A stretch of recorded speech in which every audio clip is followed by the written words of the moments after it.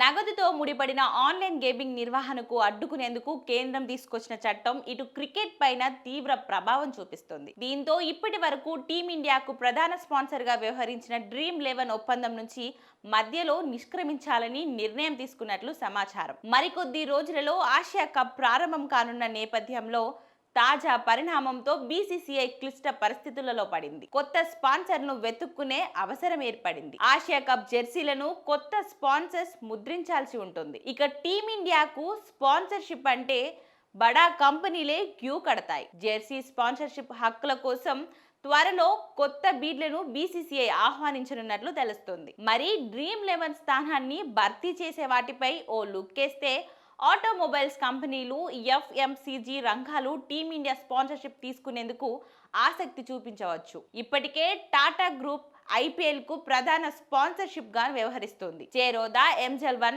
Grow వంటి సంస్థలు తమ కస్టమర్ బేస్ ను విస్తరించుకునేందుకు స్పాన్సర్షిప్ రేస్ లోకి రావచ్చు. ఇక దిగ్గజ సంస్థలైన రిలయన్స్, అదాని గ్రూప్స్ కూడా ఈ రేసులోకి రావచ్చు.